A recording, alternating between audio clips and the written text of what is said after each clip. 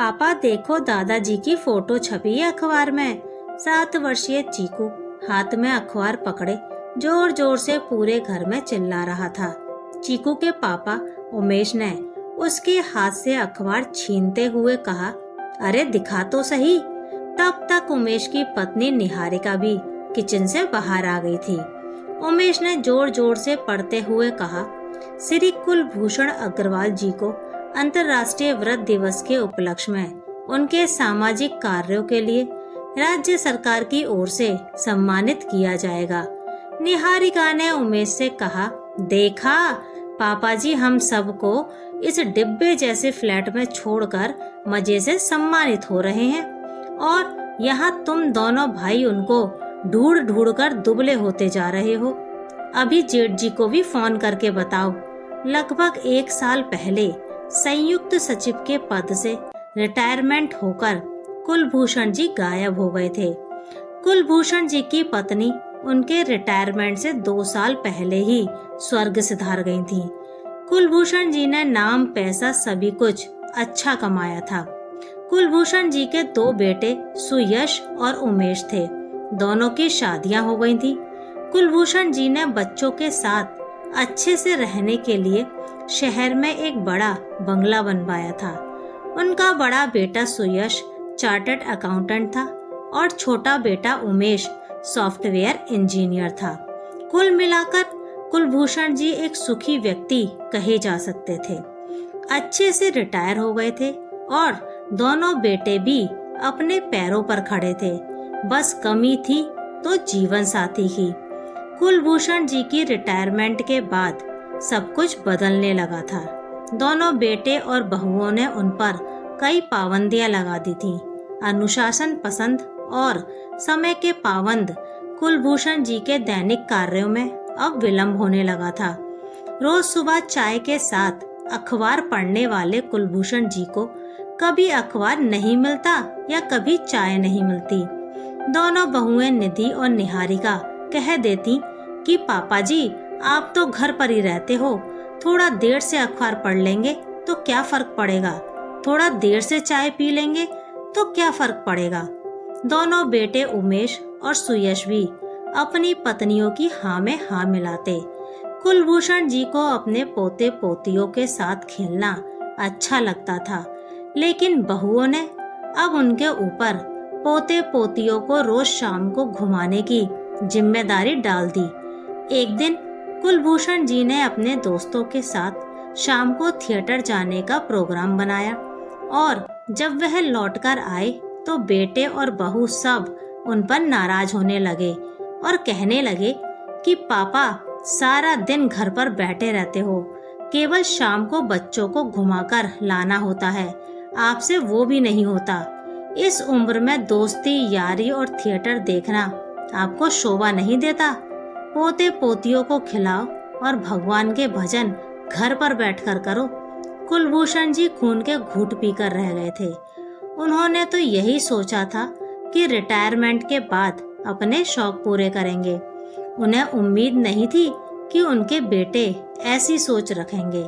कुलभूषण जी के दोस्त अगर घर पर आते तो दोनों बहुएं किसी न किसी बहाने से नाराजगी जता देती।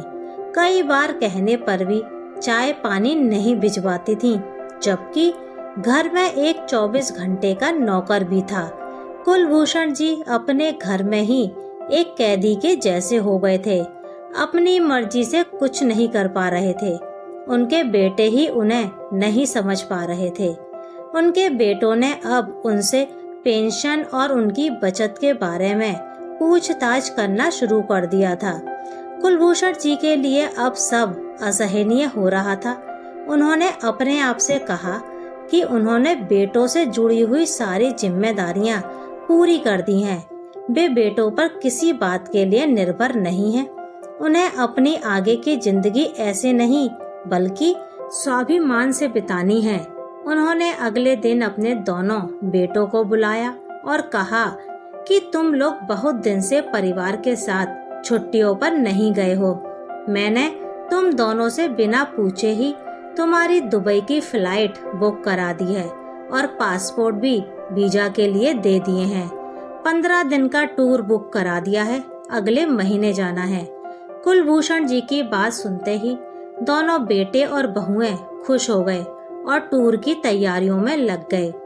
परिवार के किसी भी सदस्य ने एक बार भी नहीं कहा कि पापा आप 15 दिन अकेले यहाँ क्या करोगे, आप भी हमारे साथ चलते। कुलभूषण जी की आखिरी उम्मीद भी टूट गई थी। 1 महीने बाद बेटे और बहुएं दुबई टूर पर चले गए। 15 दिन बाद जब बेटे बहू लौटे तो घर के दरवाजे पर एक बड़े ताले और चौकीदार ने उनका स्वागत किया। उन्हें देखते ही चौकीदार ने कहा कि आप शायद कुलभूषण जी के बेटे हैं। उन्होंने बोला था कि जब आप लौटो तो आपको यह पत्र दे दूं। चौकीदार ने सुयश और उमेश को उनके पापा का लिखा हुआ पत्र थमा दिया था। प्यारे बच्चों, अब तुम्हें मेरी जरूरत नहीं है। मेरी उपस्थिति तुम्हें बोझ लगने लगी है। मैंने अपनी पूरी जिंदगी स्वाभिमान से जी है और आगे भी ऐसे ही जीना चाहता हूँ। मुझे ढूंढने या पुलिस के पास जाने की कोशिश मत करना। यह घर मैंने बेच दिया है, लेकिन तुम चिंता मत करना, तुम दोनों भाइयों को घर नहीं बनवाना पड़ेगा। मैंने तुम दोनों के लिए अलग अलग फ्लैट खरीद दिए हैं और तुम लोगों का सामान भी वहीं पहुंचा दिया है। तुम्हें चाबियां अपने पड़ोसी गुप्ता जी से मिल जाएंगी। अब मैं गृहस्थ से वानप्रस्थ आश्रम में प्रवेश कर गया हूँ। तुम्हारे पापा सुयश और उमेश गुप्ता जी के घर पहुँचे। गुप्ता जी ने कहा, कुलभूषण जी ने तुम दोनों बेटों के लिए 2 फ्लैट्स खरीद दिए हैं। यह लो चाबियां, उन्हें ढूंढना मत। वैसे भी वे तुमसे अब कोई वास्ता नहीं रखना चाहते। सुयश और उमेश पुलिस के पास भी गए, लेकिन पुलिस ने कोई भी मदद देने से इनकार कर दिया और कहा कि तुम्हारे पापा खोए नहीं हैं। तुम्हारी हरकतों की वजह से तुम्हें छोड़कर चले गए हैं। हमारा और अपना समय बर्बाद मत करो। उधर कुलभूषण जी ने एक होटल में एक रूम स्थायी तौर पर ले लिया और वहां स्वाभिमान से रहने लगे। उन्होंने अपने आप को वृद्धों के लिए कार्य करने वाले NGO से जोड़ लिया। सरकार में काम करने का अनुभव तो था ही, उनके अनुभव से NGO को नए प्रोजेक्ट्स मिलने लगे। उनके प्रयास सरकार के भी नोटिस में आए और उसी का परिणाम था कि उन्हें सम्मानित किया जा रहा था। उमेश सुयश को फोन करने ही वाला था कि सुयश का फोन आ गया। सुयश ने कहा, उमेश आज का अखबार देखा? उमेश ने जवाब दिया, हाँ भैया, मैं भी अभी आपको फोन करने ही वाला था। अब क्या करना है? सुयश ने कहा, करना क्या है, कल सम्मान समारोह में चलते हैं। देखना अपने परिवार को देखते ही पापा कैसे पिघल जाते हैं। वैसे भी अभी तो पापा के पास करोड़ों रुपए तो हैं ही और पेंशन भी आती है। हम उनके बेटे हैं तो हमारे सिवा और किसे मिलेगा।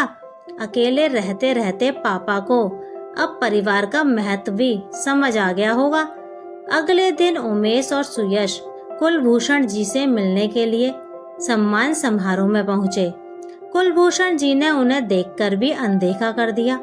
समारोह के बाद जब कुलभूषण जी निकलने लगे तब सुयश और उमेश ने कहा, पापा अब बहुत हुआ, फ्लैट बेचकर हम अपना घर दोबारा खरीद लेंगे और सब साथ में ही रहेंगे। नहीं, तुम लोग कौन हो?